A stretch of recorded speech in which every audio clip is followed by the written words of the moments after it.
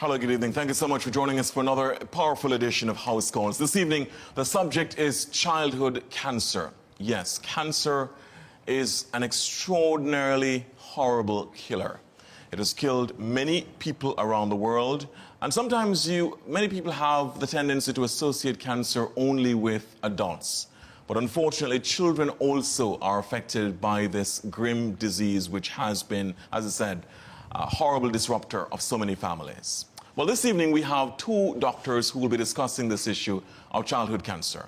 With us in studio is Dr. Hannibal Yazigi, who is a consultant medical oncologist. And joining us in a short while from St. Lucia will be Dr. Jacqueline Bird, who is a pediatrician. Both will be discussing this issue, of course, as I said, of childhood cancer. What do you need to know about it? What are the signs and symptoms that parents and guardians can look out for? What are some of the main cancers that affect children? What are the prognosis? What is the level of the prognosis? What are the treatment options available? And critically, what are those treatment options available here in the region? And at what point do these children need to travel overseas, farther beyond the region, to get treatment? So this evening, the issue of childhood cancer. For those families who are affected by it, please look on. You will be edified. For those families not affected by it, please look on, because you would need to know the signs and symptoms if, in the event, your child or ward is affected by childhood cancer. So let's say very good evening first to Dr. Hannibal Yazigi. Joining us in a short while, as I said, will be Dr. Jacqueline Bird from St. Lucia. Good evening, Dr. Yazigi. Good to have you with us again. Good evening, Mr. Burford. Thank you for having me. Indeed. We normally introduce our doctors to the audience, so just a little bit. You're almost like almost on call these days for us at ABS, because you've been with us a few times. But just for the viewers who are watching on for the first time, just a little bit about Dr. Hannibal Yazigi. Okay, thank you. My name is Dr. Hannibal Yazigi. I'm a medical oncologist, a specialist at the Mount St. John's or Sir Lester Bird Medical Center. I've been working there from 2018. I'm very, very happy to be able to, help and serve the community, my country. That's the reason why I studied, and I hope this evening's show will be very informative for everybody, and I'm able to help or touch some lives, whether here on TV or outside. So thank you for having me, Mr. Burford.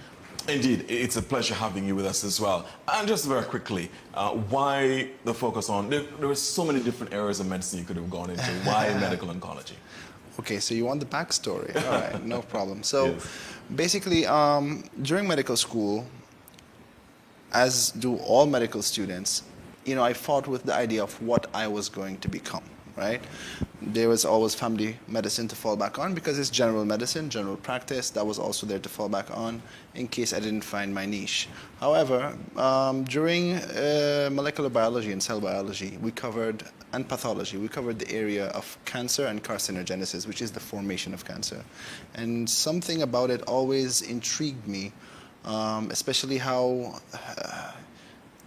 malignant cells have their ways of getting and surviving in a medium that is built to destroy them. As a matter of fact, for example, we produce hundreds of cells, cancer cells, every single day, 100,000 of cells every single day, and hundreds every minute.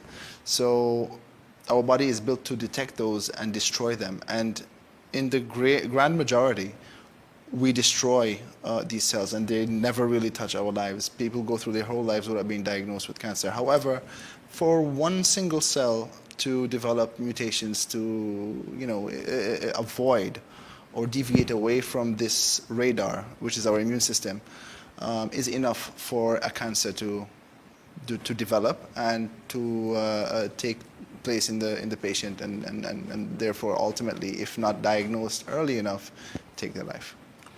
The issue of, in terms of whether or not, for example, somebody develops cancer, and the difference between somebody developing cancer or not. In other words, cancer cells are rogue cells. Would I be fair enough to say that? There are rogue cells. Right.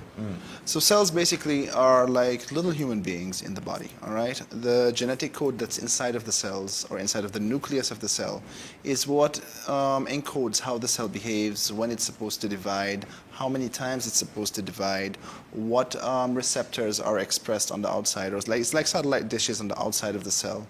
If we imagine that the cell is a ball, the receptors are outside.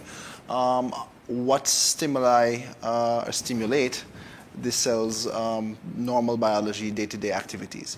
Now, when a cell gets damaged, or from either because a child was born or a person was born with those genetic modifications or mutations, or whether it was due to an extrinsic factor, for example, radiation or poison, etc., right?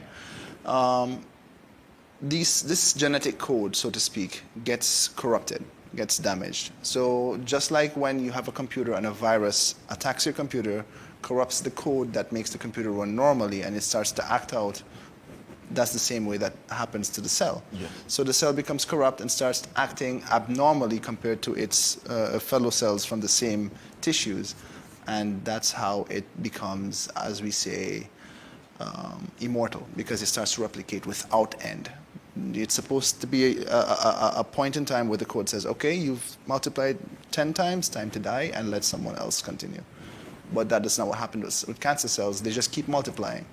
And they develop more mutations the more they multiply, to avoid the immune system, to spit out chemotherapy drugs. That's how bad they can get. They can develop resistance to chemotherapy drugs by changing the way their proteins work and what they take in and what they spit out. And they can actively detect that the chemo drug is inside, so they have to spit it out, and then it won't ever go inside. And that's what really intrigued me during medical school. Reading all of this intrigued me, like, what can we do to palliate this? What can we do to cure cancer? How can I understand this to the point where I'm able to actually make a difference? And the second cause as well, which had a very big influence in my life, my grandma was diagnosed with colon cancer. And I saw the damage and the toll that it took on my family members. Not so much on her, because she was a very peaceful person, a very realistic person. So she took it with great stride and very good patience. But I saw how it affected my family. And that kind of, that is why, if any of my patients are watching, I'm very patient with my patients. Yes. And very patient with their family members. And I try to express and explain as much as possible, because that is half the battle for the patients and for their families. Once they understand what's going on, then they're able to know what to expect. And the whole journey and battle, which is cancer, is not easier, but a little less abrasive, so to speak. Indeed. Thank you so much for explaining and demystifying cancer, which, as I said, so many people just cannot understand the way it affects so many families and the toll it has taken. You're absolutely right. Almost everybody perhaps watching now would either have been affected by, in terms of having somebody in their own family who's affected by cancer, or somebody who's watching on now who is, dealing with cancer of some type. So it's amazingly prevalent in terms of how it has affected so many families. So let's talk about children now. What are the kind of cancers that children develop, unfortunately, the main types, and how widespread is this among children? Okay, so let's start off on a positive note. I know we're talking about childhood cancer, but there are good things, yes. Okay? First of all, the best thing about childhood cancer is that it is not the primary cause of death in childhood, in the childhood age, in pediatric age. It is not very prevalent in incidence compared to other manifestations or pathologies in that age group. As a matter of fact, if we look at the incidence of cancer diagnosis, or as a cause of death in childhood, it would occupy second, third, or even fourth place compared to other causes of death. Yes, unfortunately, it is the leading cause of disease-related death in children. However, as I said before, when compared in the bigger spectrum of causes of death, possible causes of death, it's around third or fourth in the world. Now, another good thing about it is that children, as many pediatricians and Dr. Bird will even attest to, they're very resilient. Yes. Okay, so whereas adults will maybe experience a lot of side effects, they would not respond as well to treatment, etc. in children, especially with hematological malignancies, especially with other malignancies that are solid, that are not of the primary nervous system or central nervous system, they're very responsive to things like chemotherapy and other modalities of treatment that we use to fight cancer. And therefore, the kids actually respond a lot better than adults do.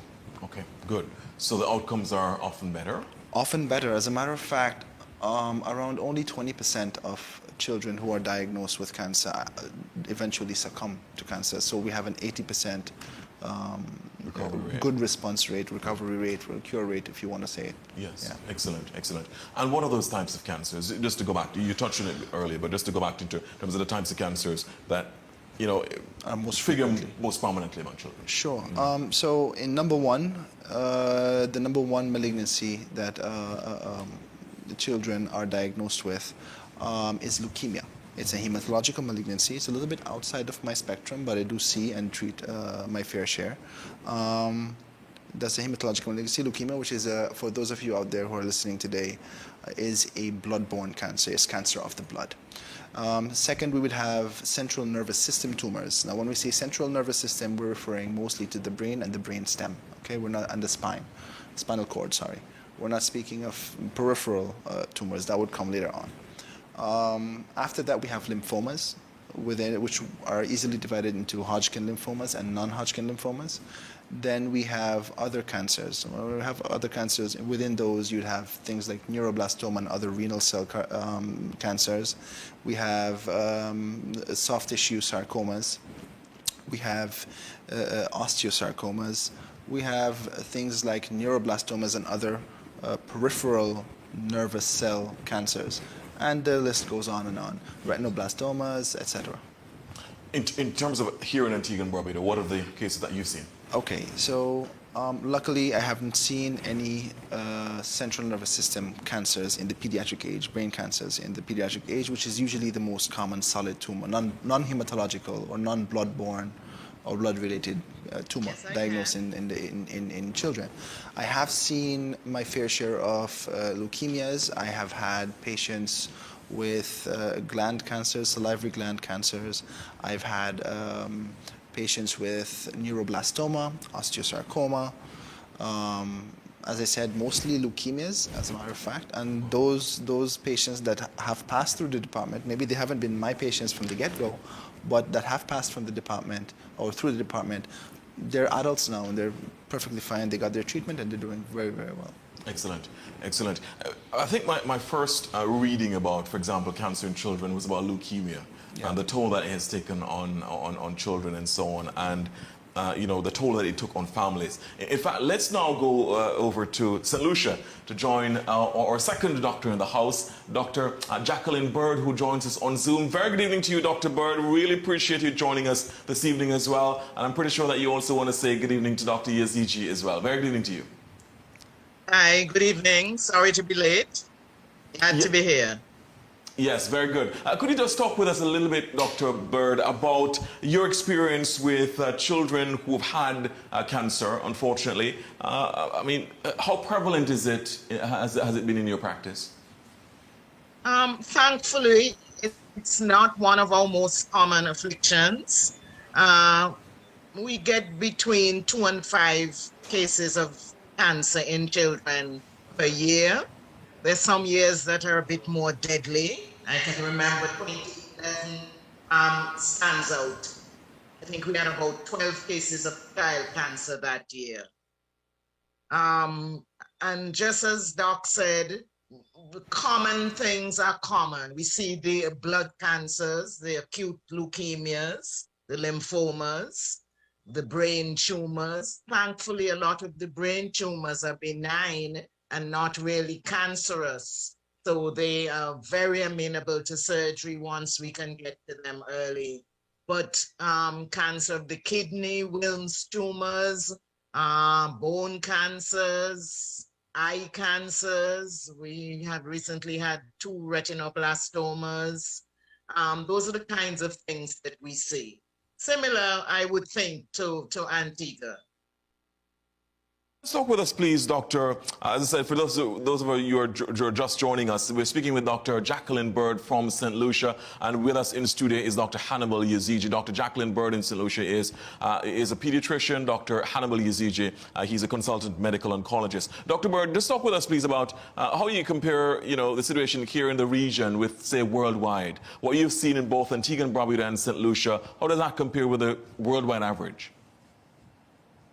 Well, I think the frequencies probably would be the same. What will differ is the outcomes because of some of the challenges that we face when we have kids with cancer.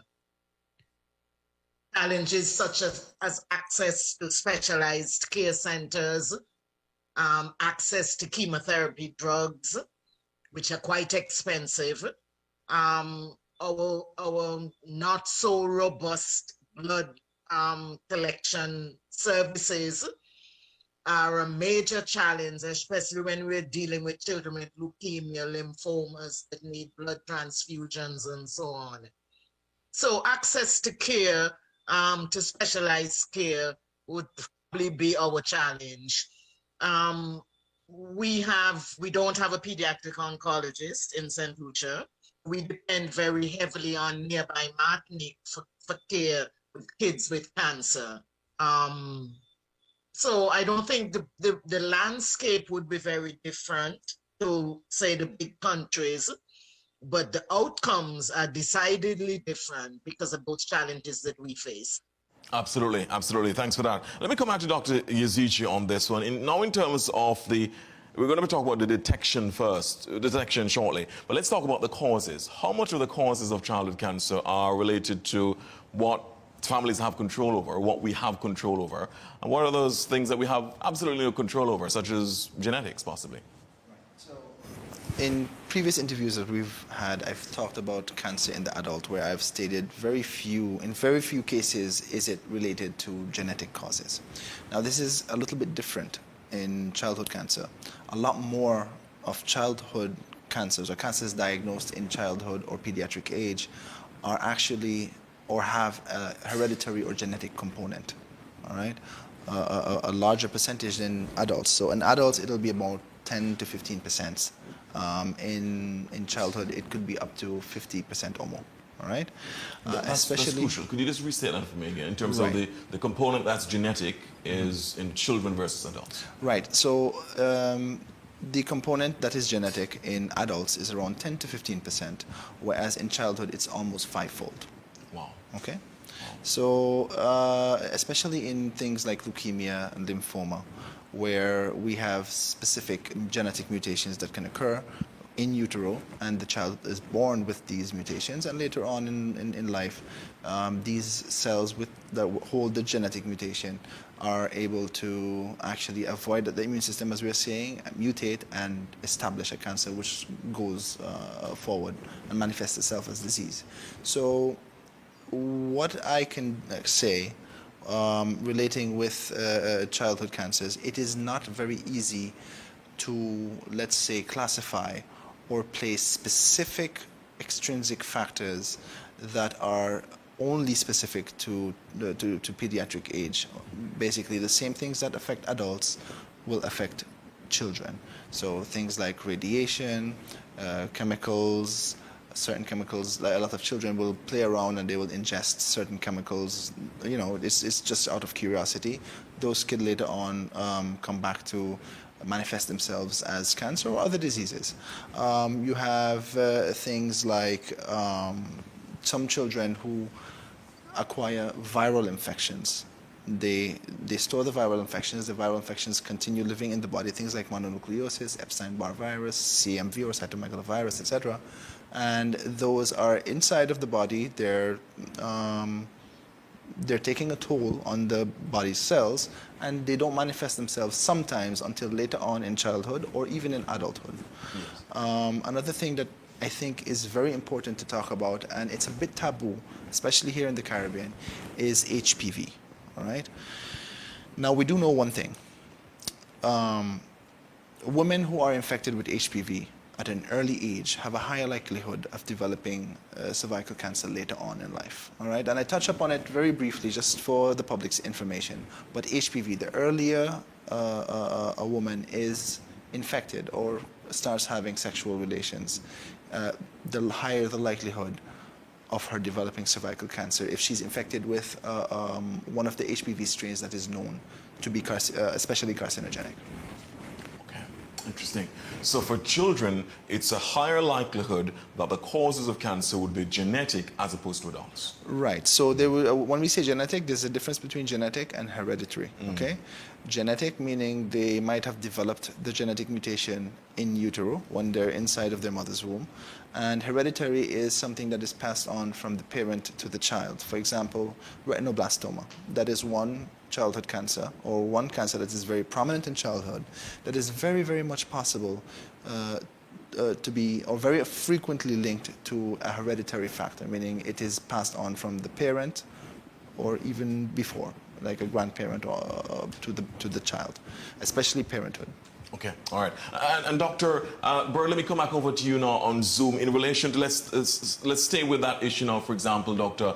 Bird, on the issue of causes. Are you also seeing that in your own practice, both here in Antigua and Barbuda and in St. Lucia, about the hereditary cancers in children? Yes, Doc is very right.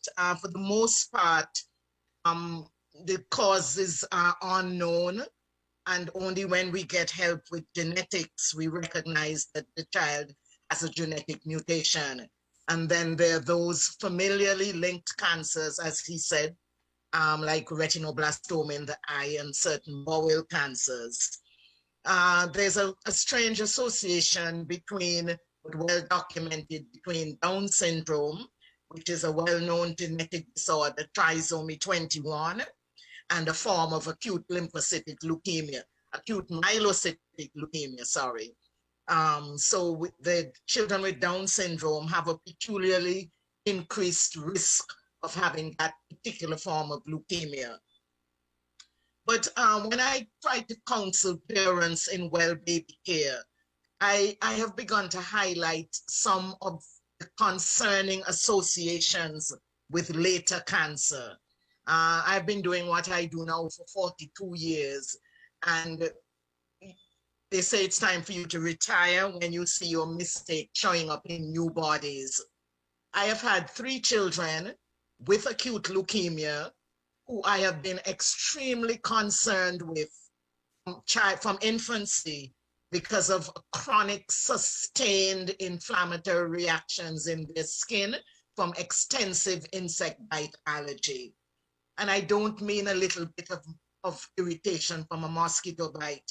I mean children that seek repeated medical care because of severe insect bite allergy with repeated rounds of septic lesions in their lower limbs especially. And I want to flag that with parents. Any sort of sustained toxic inflammatory condition is a setup for cancer. So, and the skin is a good place because it is such a wide surface area. So people who have allergic reactions to insect bites need to think ahead to their adult life or late childhood life because of risks, I believe, for cancerous changes, not to forget, of course, the link to chronic nephritis and the need for dialysis later on in life. There's some other concerning associations, and perhaps we can take some questions on those later. There's some dietary concerning associations, and then there, of course, is the secondhand smoke sort of background association. If smoking can cause cancer in adults, a child that grows up in a smoking household has an associated risk of the same kind of cancer. And in the diets, you know, there's been some talk recently about the not so wise decision to place newborns on supplemental soya formulas. Soya is a plant estrogen, and there have been some concerns and some research going on about the effect of long-term and early introduction and long-term use of soya formulas in infants. There's been some, I don't think it's proven, the jury's not in, but it's an association to bear in mind, especially pelvic cancers in young girls. And of course, there are the other things we talk about, like the acrylamide, the chemical that comes out in high heating of food like French fries and cookies and things like that. And there's the charcoal in the barbecue that we talk about. Those are things that I think parents need to think about. And if there's anything you can do to prevent cancer, it would be to pay attention to these sorts of associations. We're going to come back to that. Very, very insightful points there raised by Dr. Bird. We're going to come back to those points in a short while. We're going to be taking our first break here, doctors. We ask you to stick around with us. Dr. Bird there in St. Lucia, and here with us in studio here in St. John's, Dr. Hannibal Yazigi. When we come back from this break, we'll zoom in on the issue of detection of these cancers, detection of childhood cancers. Because sometimes parents and guardians can pretty much be the difference between a good prognosis, a good outcome, and if they take too long to actually detect these cancers, it could actually have an implication for how the outcome for the child. When we come back, much more on House Calls. It's a powerful edition focusing on childhood cancer. Our guests, Dr. Hannibal Yazigi and Dr. Jacqueline Bird. When we come back, as I said, the program is sponsored by Sagicor with the kind compliments of Pink Mongoose. I'm going to show you that floral arrangement a bit later on. Also the kind compliments of A.G. Morgan. Stick around, much more after this.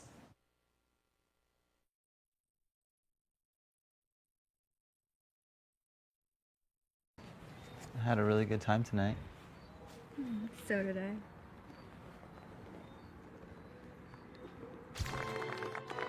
Life moves fast. Be prepared with Sagicor. Learn more at sagicor.com. This week on Conversations, we speak to Mitzi and Howard Allen. They didn't give me long in Antigua, really. I think they were probably taking bets. Join me, Natalie Clark-White, for Antigua and Barbuda's prominent people stories, and be inspired.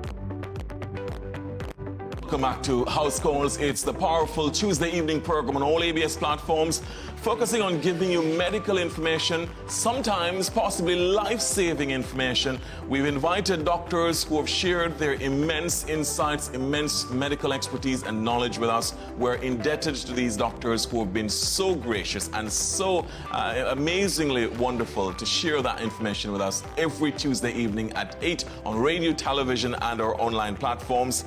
We must admire their magnanimity to actually take time out of their very busy schedules. By the way, let me let you in a secret. Dr. Yazigi is actually on call now, so hopefully he doesn't get an emergency call. Otherwise, he'll have to rush off set. But otherwise, he's so gracious enough to be with us this evening. So is Dr. Bird, who is over there joining us from St. Lucia. So our guests again, Dr. Hannibal Yazigi, consultant medical oncologist, and Dr. Jacqueline Bird, who is, as I said, you'd have heard from her, 42 years. as a pediatrician. How wonderful to have both of you with us. All right, just before we go back over to Dr. Yaziji, Dr. Bird, just a final point on some of these associations that you talked about. Charcoal in some of the meats, just tell me about that. I think that might have just missed some of our audience. Tell me about the charcoal with some of the barbecued meats. Yeah, don't let me scare your audience too much. I love barbecued chicken and jerk, but there have been some associations documented with a sort of excessive ingestion of heavily burnt food of the charcoal grill. I forgot to mention, for those of us that are rearing our toddlers on Vienna sausages and fries, we need to think very seriously. We have been warned about the levels of nitrites and nitrates in preserved meats, processed meats, like sausages, frankfurters, and ham. And these have some cancer associations. I forgot to mention, I think Dr. Yazidi mentioned pesticides. There is a strong association between cancer and agricultural pesticides. So if you're living in a farming neighborhood, you have to pay particular attention to the exposure of your kids to gramoxone and things like those. Perhaps we can take some questions later on that. Certainly. We look forward to that. And I'm pretty sure that there are a lot of questions that are being formulated as we speak, Dr. Bird. We're going to come back to that point in terms of those associations and possible associations. Dr. Yaziji, back over to you. We're going to be zooming in on the issue of detection. And by the way, both doctors have prepared an extensive slide show for us this evening. It's not going into a kind of very esoteric, kind of boring kind of discussion about medicine. Of course, they leave that to their conferences. But this evening, they're going to be just giving you the top-line information on these things. Dr. Yaziji, the issue now of detection. How does a parent or guardian have the slightest inclination, the slightest inkling that their child or ward may actually be exposed and possibly could be developing cancer? Okay, so great question. I think this is probably the most important segment of today. This part of the show, I would like to direct not only at the parents that are watching, but also to the primary physicians that are watching. Okay, because where detection usually occurs is at a primary level. The challenge now with detecting childhood cancers earlier is that there aren't really any established screening protocols for childhood cancers because of how infrequent or how low the prevalence is of cancer in the childhood population, in the pediatric population. Now, I have prepared a slideshow where I have a bunch of slides that show the different signs and symptoms and what they are associated to, what kinds of cancers they are associated to. We can start with things like skin pallor, meaning pale skin. All parents out there, they know how their children are. They know how their child's day-to-day level of activity, how they look, how they eat, their weight, their height, what they complain of, etc. Okay, so here, this is the first slide. Mm-hmm. This is just an introductory slide. So if there are any symptoms that are out of the normal for your child, Dr. Bird mentioned repeat infections, repeat skin infections, allergic reactions, etc. Difficulty seeing, or abrupt or sudden difficulty seeing out of one eye, sudden weight loss, any lumps that may appear in the body, whether it be in the neck, under the arms, or in the abdomen, you should check your doctor. Any neurological signs. Neurological signs are just signs of the central nervous system. These can include lack of balance, headaches, abnormality in sleep pattern, projectile vomiting, especially in the morning, swelling behind the eyes, a defect in speech pattern, etc., etc. These things are alarm signs for parents to detect and take to their primary physician for workup. This message is especially for the parents. If these symptoms do not subside, if primary care is not able to put a finger on what might be happening, I do urge parents to check or at least seek some specialized opinions regarding these symptoms that are happening with the child. If you could just, with your operation, and so thanks so much for sharing this information, Dr. Yazigi. If you could just go back to that slide for a short second. Of all of these signs, and quite a multiplicity of different signs there, what perhaps would you consider to be the top ones that once these are identified, they are perhaps, almost certain signs of cancer? Are there any of those? Okay, so let me answer it by saying this. Given that cancers diagnosed in childhood are very, very variant in etiology, meaning they could appear anywhere in the body. And the most common ones, even so, lymphomas, leukemias, they can manifest themselves in different ways, especially lymphomas, because if you have a central nervous system lymphoma, then you'd have the neurological symptoms. If you have a lymphoma that is advanced in other parts of the body, you could have fever, night sweats, low blood count, etc. So what I would urge, if they can put up the second slide, we can go through them very quickly, the most frequent symptoms to look for. Right. And at the end, there's a table where I show which cancer each symptom is most associated to. Okay, good. So we start off with pallor, paleness, bruising or bleeding, easy bruising or bleeding. So a child that gets a slight trauma and will develop a hematoma or a big bruise on their skin. General bone pain, all right? That's first one. Second, you have lumps or swelling, especially painless or painless swelling without fever or other signs of infection. Then we have 3, unexplained weight loss or fever, persistent cough or shortness of breath, sweating at night. These are signs of infection. These are signs of could be an underlying lymphoma or leukemia that is brewing up. Number 4, we have eye changes. Now, how you detect this is very simple. You will note that there is like an opacification or a whiteness behind the pupil of the child. This is not supposed to be so. The pupil of a child is supposed to be black, all right? There is a white light because of reflection of light, but usually it needs to be a round black pupil. If there's any new onset of squints, meaning the child starts to try and squint to make out certain words at school, etc., a sudden onset of visual loss, bruising and swelling around the eyes, then this is a sign of retinoblastoma. This could be a sign of retinoblastoma. It's not the most common cause, but this is one of the oncological or cancer-related pathologies that could cause this. Right. Number 5, abdominal swelling.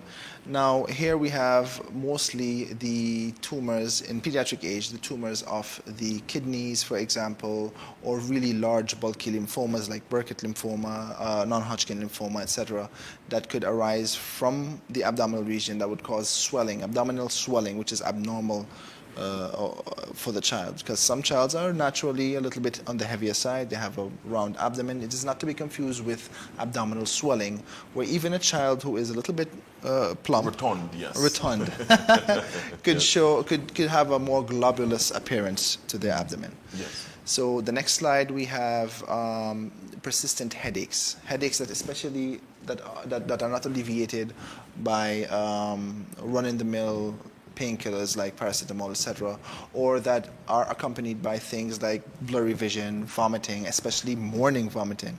So they wake up in the morning with a very severe headache, projectile vomiting that's not preceded by nausea, meaning there's no nausea before the vomit. They just get up, they have a headache, and they start to vomit. Swelling around the eyes. These are signs of CNS tumors of the brain. Okay, Central nervous system. Correct. CNS, central nervous system. Right. Whether they be benign or malignant, the symptoms are the same because of the increased pressure inside of the head. Our cranium is like a box, a very well-sealed box. It's covered first, the brain is covered around or surrounded by liquid, then by membranes called the meninges, which hold that liquid and cause like a cushion between the bone and the brain itself. And then you have the bone, which is the cranium, right? The skull. When there is a mass arising inside, that is causing pressure to build within that closed cavity, that closed high-pressure cavity. So as the mass grows, it starts to produce symptoms of something called increased cranial pressure. So the pressure inside of the skull starts to build, and that produces the headache, the projectile vomiting, the neurological symptoms, the swelling behind the eyes, especially vomiting that is not preceded by nausea. Yes. Let's see the next slide, and we'll go to the next symptom. We have limb or bone pain or swelling without previous trauma or signs of infection. So when we have an infection of soft tissue meaning muscles, skin, fat, connective tissue, if there's an infection, it can swell, it can turn red, it can be warm, it can be painful. Now, if there is a swelling of a joint or a bone in a child that is not preceded by trauma or accompanied by fever or shows purulent or pussy exudate, meaning pus produced, etc., it needs to be looked into. It could be a soft tissue sarcoma, such as rhabdomyosarcoma or leiomyosarcoma, or angio or chondrosarcomas. It could be a bone sarcoma, or meaning a cancer of the actual bone or cartilage in the joint, like osteosarcoma, or Ewing sarcoma, etc., which are very frequent in childhood among the cancers, and that could be a sign as well. Okay, all right. So those are some of the main signs to look out for. Yes, I think those are all the slides. Yes. Okay. There you go. All right. We're going to be going. We're going to come back to some of those, and fret not. Of course, you'll be able to, if you have a particular question on any one of those points, any one of those slides that Dr. Yaziji would have talked about. Please, of course, just jot it down. When we get to questions, your feedback. Of course, the show is about feedback. Your feedback, your questions, your requests for clarification, and so on. So we'll get to that a bit later on. We're going to be going over now to Dr. Bird, who has also prepared slides for us. And Dr. Bird, let's talk about the slides that you've prepared in terms of what the detection area, the detection issues that parents and guardians need to look out for. So let's go over to your slides. Well, I think Doc did that so perfectly that I don't really think you need my slides. He covered repetition that for emphasis. He covered that so perfectly. My Yes. slide maybe will just be an illustration. Mm-hmm. Those three pictures show two of some of the commonest cancers in children that parents just need to pick up early. And Doc said it so well: parental vigilance and good primary care. By primary care, we mean well baby care. So we need the nurses, aides in the communities. We need the nurses that are giving the immunizations. And we need parents who put their hands on their children. If it's one thing you learn from being a parent of a child that I look after, is that don't let it be my hands that find the cancer, because your hands are there earlier and more frequently. The picture shows the two swellings in the neck of a child with a lymphoma, two different children. And the picture of the sweet boy at the bottom shows the abnormal reflection in the eye when you look at a retinoblastoma. So I think Doc went through it very, very well. There's no reason why a brain tumor should present late, because the headaches are sinister. The headaches that you did not go to bed with, and you wake up when you open your eyes on a morning, you have a terrible headache that makes you vomit. That cannot be a non-sinister cause. So it cannot be because you played football too much the day before and got dehydrated. Yeah. Or it cannot be that you have an ear infection. Those are sinister headaches. A child who is losing weight, a child who is pale and listless without energy to play, a child that has an increasing size of their abdomen and it hurts when you touch it. And there's nothing vague about that. And children need to be brought in early if they have any of those things in that marvelous slide from Dr. Yazidi. I hope I'm pronouncing his name right. Yes. Can I call him Dr. Y? You actually did a very good job in terms of getting the Yazigi. That was, thanks for that, Dr. Bird, because you kind of summed up as well, right following on to what Dr. Yazigi would have talked about in terms of the warning signs. So the detection is crucial. Cancer generally, both to you, Dr. Bird, and to Dr. Yazigi, is really built around ensuring that you have good outcomes from early detection. Is this also the case with children? How crucial is the early detection in children? Let me get to Dr. Bird and then Dr. Yazigi. Well, that's the answer to a positive outcome. And Doc said it right from the beginning.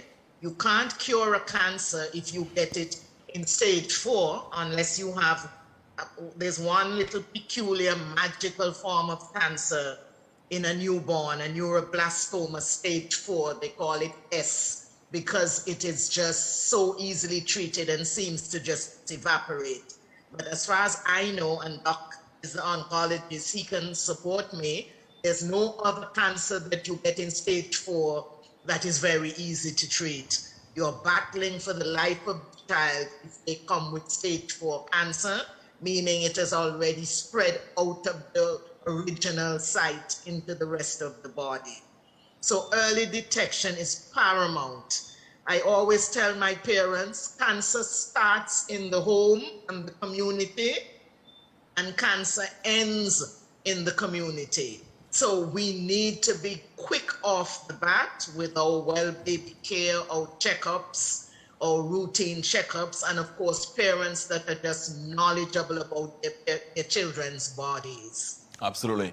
Dr. Yazigi, we're going to go to our next break shortly, and when we come back from that break, we'll be looking now at the treatment options available for children who are diagnosed with cancer, and to what extent those treatment options are, you know, for example, in the region. Let's say, for example, here in Antigua and Barbuda, in St. Lucia, where Dr. Bird is, and so on, or to what extent do we have to go outside of the region, for example, to the US and the UK and so on, and other places in Europe to get treatment for children with cancer. And we're going to touch on the topic as well, Dr. Yazigi, traditional versus naturopathic medicine, because there's some parents who say, well, I don't really trust the traditional medicine. You know, Dr. Yazigi and Dr. Bird, very good doctors, but they deal with traditional medicine. I'm going to go the route of naturopathic, the natural way to do things. We're going to get to that shortly. Just before we go to the break, though, the detection in terms of at what point, you know, the parents say, okay, I'm going to wait a little bit. Because some parents will say, okay, let me watch it a little bit and see. At what point with some of these things do they, I mean, is waiting ever advisable in any one of these signs that you mentioned?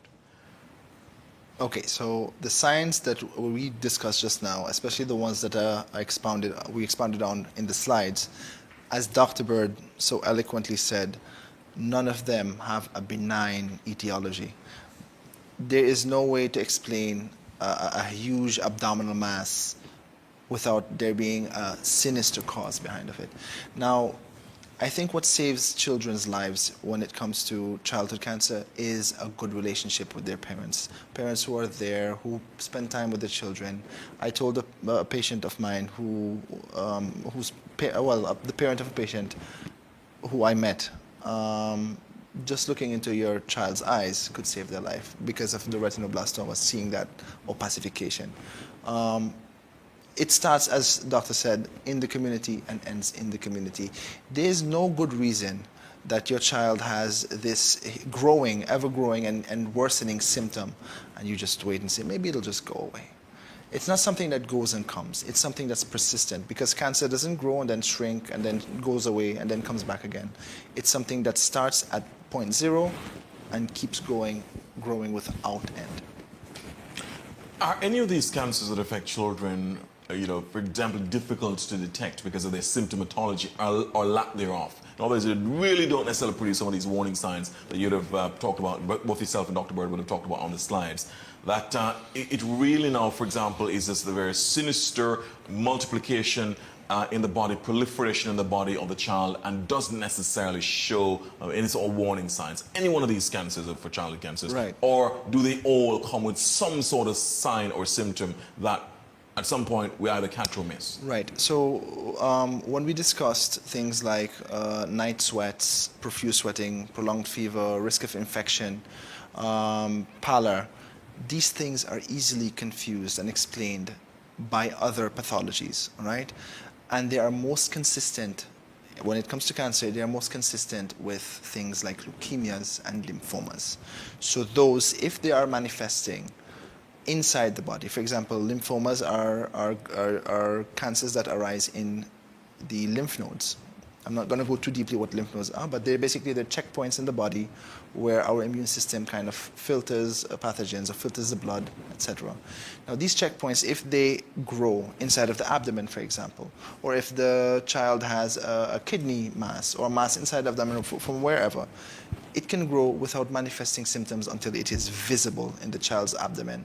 Or it can manifest itself if it's a leukemia as paleness, and then they go to their doctor. The doctor says maybe it's a iron deficiency or another kind of anemia. Let's deal with it. They do a CBC, and there's very, very few telltale signs as to what may be going on from a normal CBC. Things like that, leukemias, lymphomas, and abdominal tumors, they're much more difficult to detect early. But if you are vigilant enough and you know your child well enough, you should be able to pick up if there is something going on. Let me get from both yourself, Dr. Yazigi, and from Dr. Bird. Checkups, just before we go to the next break, checkups for children, for example, just to be able to, routine checkups. What would be your recommendation? Because some of these cancers, as Dr. Yazigi would have just mentioned, a little bit less so in terms of being able to show early signs. Can those be detected quickly from, for example, regular routine checkups? Dr. Bird. Yes, of course. And that is why we recommend a well baby care schedule starting in the newborn period. First of all, the baby's born in a hospital. Newborns can have cancer. Newborns can have a cancer in a liver or in a brain or in a blood. So once you're discharged from the newborn, from the hospital after birth, you have a 10-day, what we call postnatal checkup. You have a 6-week checkup. We see babies at 2 months, 4 months, and 6 months for routine well baby care and immunizations. And parents have to recognize that those checkups are not just for vaccines. Those checkups are to notice any of the symptoms that Doc mentioned, like the easy bruising or the pallor or the mass developing behind the knee or in the neck, or an abnormal gait or an abnormally growing head. One of the things that is a little bit slow to be diagnosed is a small and slow growing brain tumor, because sometimes the only sign is a head that's growing a little faster than usual. So when we've finished that primary immunization series in St. Lucia, we see babies at 8 months for a developmental checkup, but again, it's a chance to get your hands on that baby. We see babies at a year of age for the MMR vaccine, and again at 18 months for a booster, and then again at 2, 3, 4, and 5.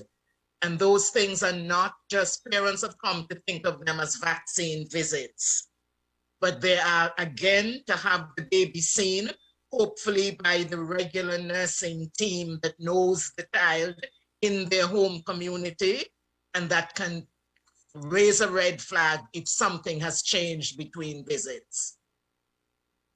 Yazigi, in terms of the regularity of these routine visits, the importance? They're paramount. They're paramount. It's, as Dr. Bird said, they're absolutely one of the most important things that you could do as a parent is to take your child for regular visits to the pediatrician. As she said also, the vaccination visits aren't just vaccination visits. They do get a checkup. The children do get a checkup when they go to get their vaccine. And some things, some slight symptoms may be apparent to the doctor that may not be apparent to the parent, because maybe the baby was born with it and it was a gradual growth, like Doc said, a gradual abnormal growth of the head, for example. A parent might just say, hey, my baby's head is just big, you know, and if the baby falls within the percentile where it is, the upper percentile or the minimum of the minority, sorry, then the doctor will be able to make a good call and say, hey, there's something wrong, maybe we should do some more tests, maybe we should do some more blood tests, imaging, etc. Okay, good. When we come back from this our final break, we're going to be going to the issue now of treatment options available for children who are diagnosed with cancer. What are the treatment options? Do you go naturopathic or do you go traditional?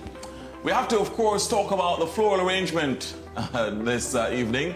Pink Mongoose is responsible for this exquisite, resplendent, opalescent floral arrangement. We thank Pink Mongoose, as usual, one of our extraordinary partners here on the program. We thank our title sponsor, Sagicor, and we thank our other amazing partner, A.G. Morgan, to ensure that you always look, as Dr. Uzigi, sartorially elegant, and as Dr. Well, in this case, not quite Dr. Bird for A.G. Morgan, but as she looks also sartorially elegant, but for A.G. Morgan, Dr. Uzigi, I'm pretty sure, is a good model to look out for. Really appreciate you joining us. When we come back from this break, the issue of treatment and treatment options, natural and traditional. Stay with us.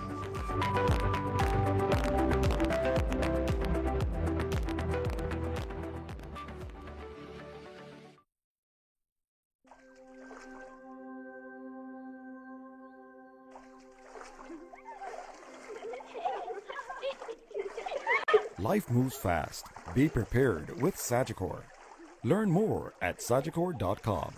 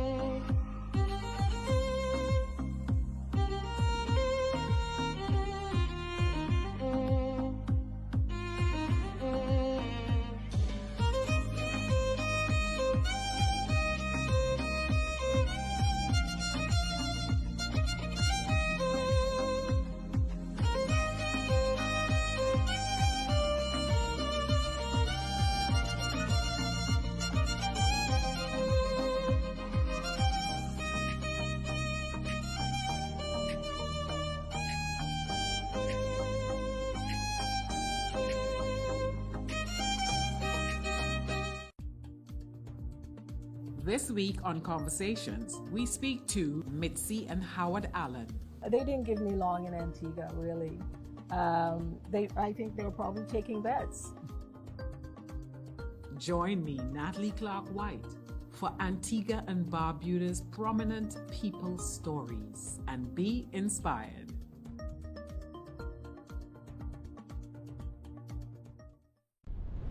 Heritage Month Fridays.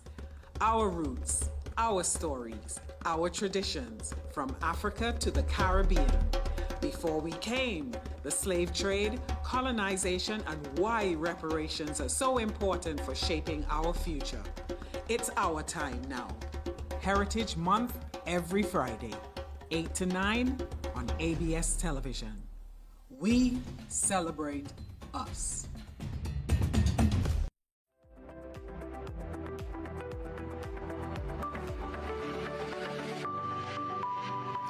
What an extraordinary treasure trove of information that we have this evening, talking about the issue of childhood cancer. We've been blessed to have not just one, but two doctors in the house this evening.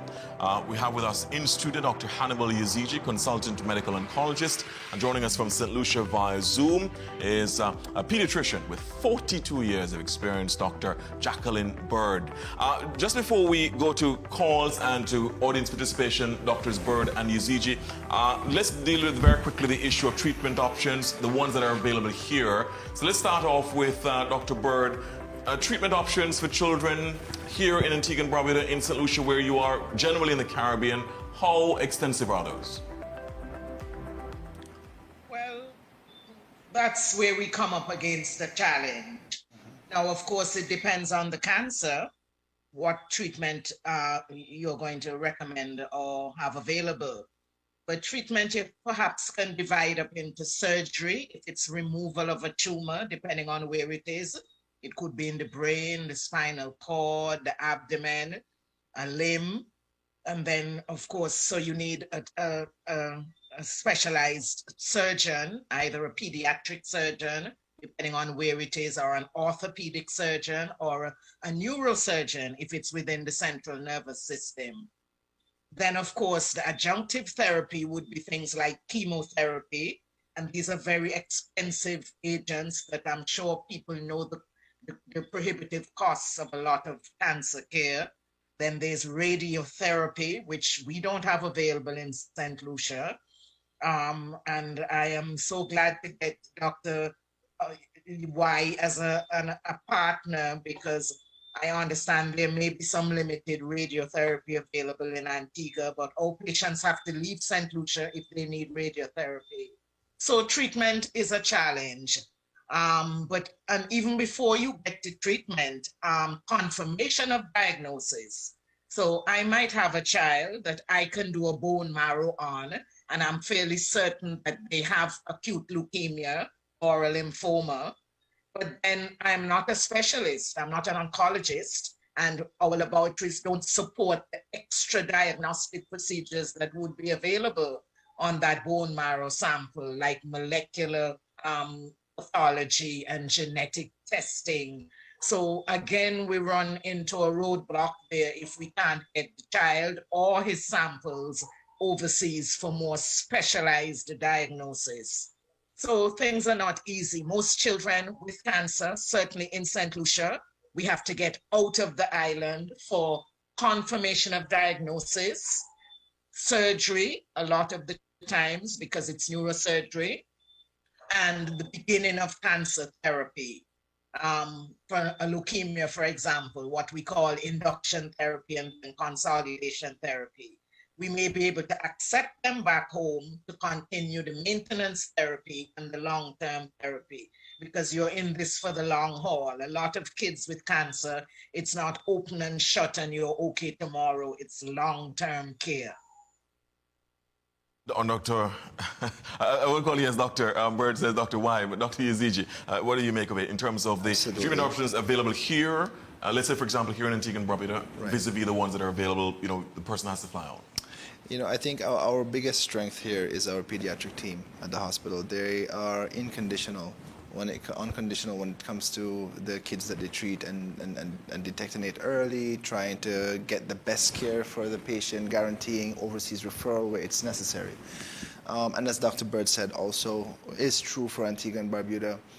Induction therapy, especially in things like hematological malignancies, etc., surgeries like neurosurgeries, pediatric surgeries, those usually require an overseas referral. Once the patient has done the brunt of it, especially even radiation, we have a radiation center here. I'm not the best to actually talk about the intricacies of the cancer center here, what they're able and not able to treat. But most of the time, pediatric cases are best treated at a specialized pediatric radiation center. Let's say all of what Dr. Bird said is applicable here. Here we have a little bit of an advantage in terms of sending biopsies overseas. At the hospital, we have a relationship with centers outside of Antigua, where a fluid and easy referral process can be guaranteed if the patient desires to do so. Okay, good. Let me just ask both of you, just before we go to our audience participation segment, and we do invite our audience, within another minute, you can start calling 462-2996, 462-2996, and of course, we'll be getting your questions and comments on Facebook and so on. Dr. Bird and Dr. Yazigi, starting with Dr. Bird, the issue of naturopathic medicine as opposed to traditional medicine, there are parents who will say, well, I prefer the natural way as opposed to the traditional way. What's your take on it? We are very clear that there are two distinct and different therapeutic approaches. And I advise my patients that if they want to use herbal remedies and so on, please also continue the regular care, because I do not think you can depend on one or the other. A lot of parents come in late because, especially in St. Lucia, we have a lot of reliance on bush teas and herbal remedies and things like that. That is not advisable when you're dealing with cancer.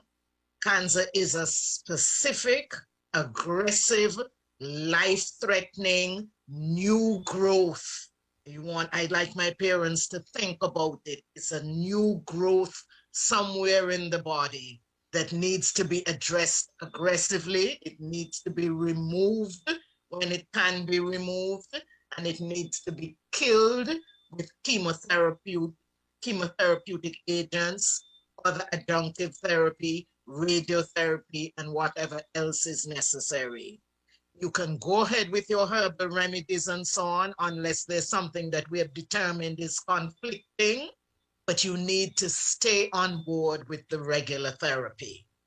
Okay, fair enough. One of the challenges that we face here is not just the cost of chemotherapy and access to specialized care, and not so robust blood bank service. And if there's something a community can do to support children with cancer, is to increase regular routine blood donations. Okay, all right. 462-2996, that's the number to call. Thanks so much, Dr. Bird. Thanks so much, Dr. Yazigi. 462-2996. If you have any particular questions for either of the doctors, please, right now is the time to get your questions answered and to get your points clarified and so on. We'll also be getting questions and comments on Facebook as well for the doctors to respond to. They really embrace the opportunity to be able to respond to your questions. And so please ask away as many questions as you possibly can. All right, Facebook, we'll take Facebook right now. Let's go to Jen Phillip, who says, does the cancer often return in adult life as the same or other forms of cancer? Okay, Dr. so that is a very broad question, but the simple answer is, it doesn't have a simple answer, but the simplest answer is any cancer, once diagnosed, even if it is treated and cured, or it is to say that the patient goes into remission, there's always a possibility for the cancer to return later on in life, whether it be in adulthood or before. All right, so Jen Phillip, I hope you got your question answered there from Dr. Yazigi, 462-2996. While we're getting additional questions, comments on Facebook and on call and so on, we're going to be, or another one on Facebook, Bramwell Bunting. Wouldn't the first warning sign be difficult to detect in a dark complexion child? I'm going to hear from both Dr. Yazigi and Dr. Bird. Dr. Bird, what would be your response to that question? No, I don't think the color of the skin prevents diagnosis of pallor associated with anemia. Because remember, a lot of the times we look at the mucous membranes, like the tongue, inside the mouth, the palms of the hands, and the inside of the eyes, the inside of the eyelids. So the darkness of the skin does not really delay diagnosis of pallor from anemia. May hide abnormal bruising a little bit, but even bruises that are sinister are going to show up irrespective of the darkness of the skin. Yeah, Dr. Yazigi, do you want to add to that? Excellently answered. Okay, there you go. So 462-2996 and of course on Facebook as well. We're still going to be getting to the chart that Dr. Yazigi would have mentioned earlier that he would have compiled, which shows, for example, what are the cancers that are linked to some of the warning signs that we touched on. So we're going to be coming to that in a short while. Here we go. Doc, you want to just walk us through quickly? All right, just very quickly. We already touched on most of these. I just thought it was important to expound on the common differential diagnosis. Differential diagnosis means the different other diagnoses that could explain the symptoms other than cancer. This slide is more, as I said, today's show is more geared, not more geared, but geared both towards primary care physicians and the parents. Right. So here we can see low blood counts. So at your routine checkup, you go to your primary care physician, the child has a low blood count, low white blood cell count, or low hemoglobin. It could be caused by a severe or chronic infection, all right, more commonly so than malignancy, but it could also be caused by leukemia. So if it is persistent or worsening, as Dr. Bird mentioned before, then it is a good reason to look into that more seriously. Bleeding. So the same way how we talk about low blood counts, this also could include low platelets or low coagulation factors, which cause coagulation disorders, whether it be overbleeding or overcoagulability, meaning clots form frequently.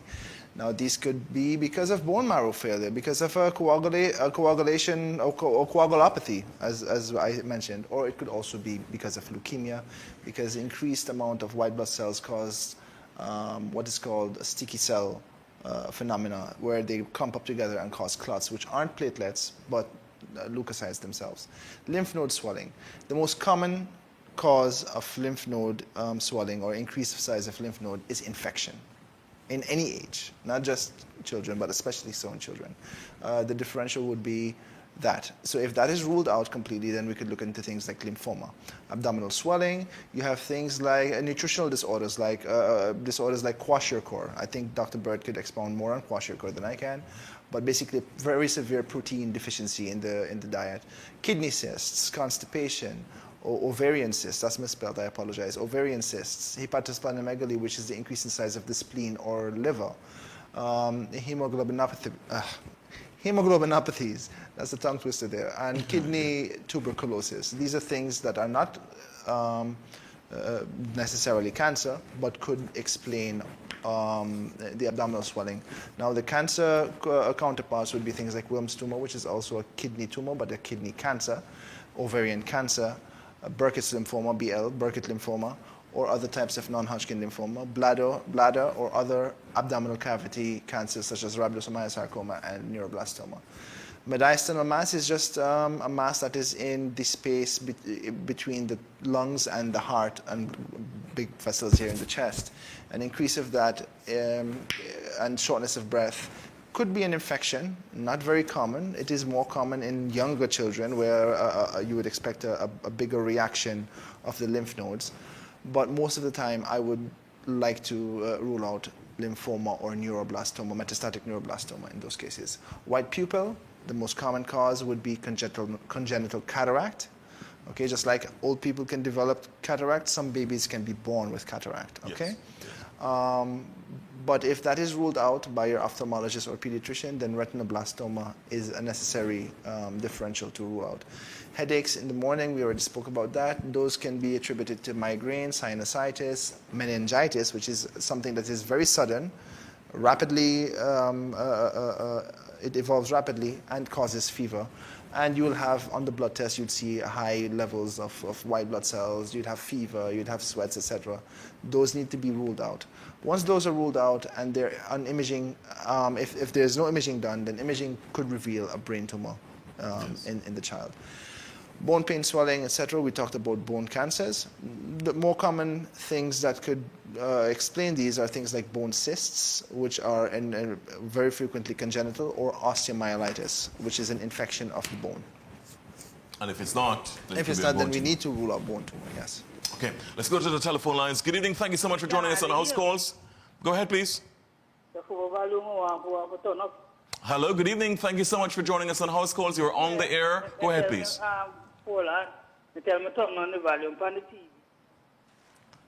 Yes, that's exactly. You've done very well. So you've turned down the volume on your television and listening through your telephone. So please go ahead, please. Hello, good evening. Oh, hello, good evening. All right, we'll ask the caller to call us back. I don't think she's hearing us at all. So 4622996. In relation now to the issue of the support, absolutely crucial, the support systems for, for example, for the families, because it is tough for families going through this. I'm going to get both of you to comment on that. Dr. Bird, let's talk with us about the community, the importance of the community support, the importance of that pathway. You've called it a kind of pathway medicine focus. Just talk with us through that, please. Yes, I was the community pediatrician for St. Lucia for 20 years until 2017, and my job was really to be responsible for all children with diseases like cancer that needed coordination of care. And that is where I became absolutely obsessed with the importance of the community-based care pathway for all chronic diseases, especially for something like cancer. As I said before, cancer begins in the community and it ends in the community. So that network of stakeholders, we have the parent and the patient, who have to be as informed as possible and as cooperative in care recommended for their child. We have the healthcare providers who themselves have to be as informed as possible, but even more than that, to be synchronized and networked from the community to the primary care physicians, to the secondary care in the hospital, to Dr. Y and his oncology team, to the outside specialists that he would be able to provide the linkages to. And then when they have finished with the child, so-called finished, the child then has to be returned to the community where the vigilance for recurrence and the continuing of maintenance care goes on. It's going to be completely useless that the child has been cured of leukemia if nobody is responsible in the community for the diabetes induced by the care that was given with chemotherapy. It's going to be completely useless if we don't recognize that exposure to a toxic chemical is continuing and there may be another child in the family at risk. So that's what I'm talking about. Stakeholders have to also include not just the donors that we're asking for the $100,000 to go outside for care, but the blood donors that are regular in the community. And then, of course, the end of life care that is so important, the palliative care that's important. When unfortunately the oncology team gives us back a child that they cannot cure, and then we have to do the end of life care, which is so very important. So it is a whole network of stakeholders that's critical, and everybody has to work together as a team centered around the child and their family. Right. I cannot imagine, Dr. Bird and Dr. Yazigi, that point of the end-of-life care, the palliative care, when you have to say, unfortunately, to a family, well, we've pretty much done everything that we possibly can do. We've actually exhausted all the kind of treatment modalities, and there's just nothing else that we can do. It's extraordinarily tough for a family. 4622996. We missed that caller earlier, so the caller is still listening on. Please call us back, 4622996. And of course, we'll be getting additional comments on Facebook as well. Let me just get both of your points, though, on the issue of the ways to lessen the possibilities, the risks associated with a child developing cancer. Both of you would have touched on it before. So some of those diets and lifestyle that we can avoid, and possibly the chemicals that families have to be very mindful of, starting with Dr. ECG. Okay, so I'm going to speak a little bit more about diet. Leave the part of chemicals and other extrinsic factors for Dr. Bird because, well, for diet, as Dr. Bird had touched upon before, right? You have things like processed meats, canned goods, things that have high fructose corn syrup, high levels of high fructose corn syrup, things that are burnt or barbecued, very well done, right? Those are unhealthy because they contain chemicals called hydrocarbons and nitrosamines, all right? Which is what basically is the process where if you want to do a salted meat, right? You want to store meat in salt, or you want to smoke a pork leg or something. You have to pump it full with nitrous salts, which is nitrosamines, right? When you cook that meat on the barbecue, on the charcoal, as Dr. Bird also was alluding to, those are very unhealthy in the long run, in the long scape of things. We're not talking about it's going to cause childhood cancer now, definitely. It might not. It might lead you to developing a cancer later in adulthood, or early adulthood, or even late adulthood. Other things, sweet beverages. Now, let's not look only at things that directly cause cancer when we talk about nutrition. We also have to look at things that give you or lead you to developing a disease that will predispose you to developing cancer. Yes. Things like diabetes, all right? Diabetes is the silent killer for a reason, right? It's not only cancer that is the silent killer, but diabetes also. Your immune system gets compromised. Your ability to heal becomes compromised. You are more likely to suffer infections and chronic inflammatory diseases, which consequently will lead to cancer. Infection by opportunistic viruses or carcinogenic viruses are more likely to lead you to developing cancer because you have diabetes, because your immune system is shut. HIV, very well known also, is very much linked to but that's not related to diet, so I won't go too deeply into that. Yes. We can pass over to Dr. Bird with the other extrinsic factors that she'd want to expound on. Right. And Dr. Bird, over to you on the other factors that parents and guardians need to be very mindful of in terms of how these can impact on their child possibly developing cancer. Yeah, well, Doc was so right. You know, the best input you can put to prevent cancer in your child is to lead with your child the healthiest possible lifestyle that you can, beginning right from your pregnancy, properly looked after, the birth of the baby, exclusive breastfeeding. If you can avoid cow's milk formulas, and especially if you can avoid soya formulas, especially in very, very young babies. If you can eat as healthy a diet and introduce them as early as possible to as healthy a diet, predominantly plant-based, avoid the processed meats. Do not bring your child up on nuggets and Vienna sausages and frankfurters. Do not bring your child up on KFC and barbecue. If you can be very active in your own lifestyle and encourage active children, because obesity does have a long-term and a concerning association with cancer. Any chronic, toxic, inflammatory condition can be linked to cancer, and obesity is just that.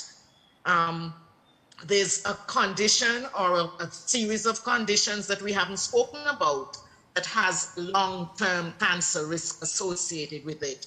And that is a chronic, sustained stress reaction, adverse childhood experiences. Children that have extreme adverse childhood experiences have an increased risk of later cancer. So when we're talking about looking after children well, we have to think about holistic well-care, avoiding child abuse, avoiding corporal punishment, avoiding neglect of children, trying to minimize the number of children that may be homeless or on the street. Those are the kinds of conditions that we can link later on to cancer. And so those are the things you can do for your children when you're bringing them up. Avoid pesticides, avoid extreme insect bite reactions and treat them. Know your family history. So if you have a grandparent, if your child has grandparents that have to keep cutting skin cancers off of their body, the child has to have a better management of sun exposure than the average child that lives in the Caribbean. So those are the kinds of things that we're trying to get people into holistically healthy lifestyles. That is extraordinary from both of you doctors in relation to how parents and guardians can lessen their risks. That's extraordinary information. I'm blown away by this thing about, apart from the, exposure to pesticides, chemicals and so on, that is pretty much very, very obvious. But on some of the matters in relation to, for example, those foods, smoked foods and so on, and burned foods, and too well done almost, as Dr. Yaziji would have pointed out. We have about 3 minutes left in the program. So here's your opportunity. If you had just like a burning question or two that you wanted to answer, 4622996. Let's go to Facebook in the meantime. Now, does leukemia cancer has a significant effect on children, and what are the consequences of leukemia? So does leukemia have a significant impact on children? If you could just put that for a second, Damien, please, thanks. Does leukemia have a significant impact on children, and what are the consequences? Okay, so there are two types of leukemia, all right? Just to start off the question, the simple answer is yes, it has a very profound impact on the child, whether it be chronic or acute. But the impact and the time frame in which this impact or effects will happen differs. Acute leukemia, as the name suggests, is a leukemia that is of sudden onset and very quick evolution. Right. It is an emergency, and it is paramount that the child or the patient, regardless of their age, is referred to a very specialized center which is specialized in treating acute leukemias or leukemias in general. Chronic leukemia is a little bit more indolent in its onset and a little bit slower in its progression. The effects of it are profound, however, if left untreated. However, if treated, the child can do very well for a prolonged period of time. However, the side effects of treatment may be what bother or have that effect on the child. Also, repeat infections, for example. Repeat infections are common in children with leukemia, whether it be chronic and especially if it's acute. Things like clots are another thing that we need to look at. Infiltration, if the leukemia becomes resistant to treatment, it can infiltrate organs such as the liver, the spleen, the bone, just like other cancers can. And those are effects that you could expect in untreated or resistant leukemias. One last question for me, Doc, on that matter.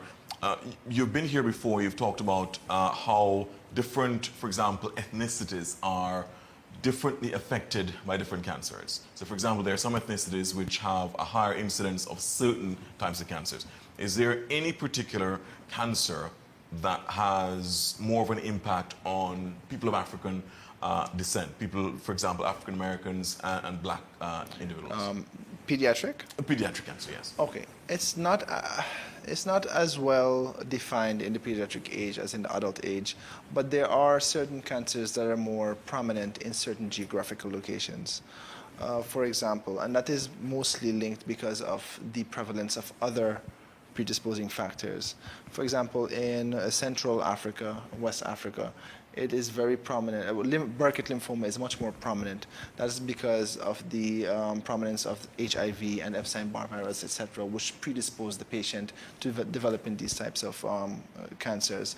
In places where immunodeficiency is quite prominent in Africa because of HIV, also you have a lot of Kaposi sarcoma happening, whether it be in children or in adult age as well. Places like Mongolia, where hepatitis B and C are rampant, basically because of poor vaccination schemes as a child. Hepatic carcinoma is, I think, the #1 cause of death related to cancer in those countries. Wow. So it's astounding. Extraordinary. We're going to take our last caller, actually, who actually used the opportunity to actually get a quick question answered. Good evening. Thank you so much for joining us on House Calls. Go ahead, please. Hello? Good evening. Go ahead, please. Yes, okay. What is Hodgkin's lymphoma as opposed to non-Hodgkin's lymphoma? Okay, thanks for the call. Hodgkin lymphoma or non-Hodgkin lymphoma? Yes. Nice question. She was paying attention and she was reading, so that's good. Non-Hodgkin lymphoma versus Hodgkin lymphoma. What differs them is the morphology or the type and form of the cells that they originate from. It's something that is defined by the pathologist, not so much clinically. Clinically, Hodgkin lymphoma has a lot higher cure rate, remission rate than non-Hodgkin's. It's also slightly, in most cases, not all, but most cases, it's slightly less, I wouldn't say aggressive, but it's a little slower growing, although it can grow and become stage 4 as with non-Hodgkin's. Non-Hodgkin lymphomas are very well known for being much more aggressive than Hodgkin lymphomas. And the localization of Hodgkin lymphoma is frequently in the mediastinum, in the abdomen, whereas lymphoma can be, non-Hodgkin lymphoma can be in wherever in the body there is lymph nodes, or it can also be there is also a type of non-Hodgkin lymphoma called cutaneous non-Hodgkin lymphoma, which can arise in the skin, or marginal area or marginal zone lymphoma or MALTs, where it can originate in the stomach, in the intestine, other tissue. There's also a non-Hodgkin lymphoma that can manifest itself as a skin lesion that looks like a mycotic infection or fungal infection called mycosis fungoides. So as you can see, Hodgkin lymphoma is mostly, for the most part, a lymph node cancer. It originates in the lymph nodes, where a non-Hodgkin lymphoma is mostly in the lymph nodes, but can also manifest itself outside. So one is only one place, one can be that place and other places. And other places. It's much more aggressive, much more malicious, malignant. Yes, okay. All right, caller, thank you so much for that and really appreciate you paying attention on this almost a medical tutorial. We want to thank, I mean, time flies when you're having fun, they say. Time also flies when you're being edified with a treasure trove of information. We want to thank Dr. Hannibal Yazigi, who is a consultant medical oncologist. And we also want to thank Dr. Jacqueline Bird, who is pediatrician. Both these doctors have been so gracious, so magnanimous as to share such immense time with us. I mean, time that they could have been spending to do, for example, like Dr. Yazigi, as we said, who is on call this evening. Right now, he's on call. So actually, when you leave here, you're actually still on call, correct? I'll be on call 24/7, 365. Okay, there you go. So, and Dr. Byrne, I'm pretty sure, is also on call as we speak. So these doctors have taken 90 minutes out of their time to share with us. Really appreciate your company, both of you doctors, Dr. Byrne on Zoom and Dr. Yazigi with us this evening. When we come back next week, we shift our focus and we talk about cervical cancer. Dr.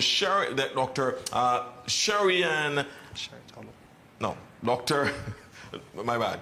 I'll tell you her name in a second. We will be joined next week, Tuesday, the 22nd of February, by Dr. Sherry Tuller, who will be joining us to talk about cervical cancer. So do not miss the program next week. All you need to know about cervical cancer with Dr. Sherry Tuller, who is extraordinary at sharing that information. She's been with us on this program before, and she makes her return next week, Tuesday at 8. Really appreciate your company. On behalf of all who made this program possible, our executive producer, Ernie May Brathwaite, our team here at ABS who did an extraordinary job. Let me thank our sponsor, Sagicor, our title sponsor, and of course our partners, Pink Mongoose and AG Morgan. And thanks to you so much for watching. Really appreciate your company. See you next week. Goodbye.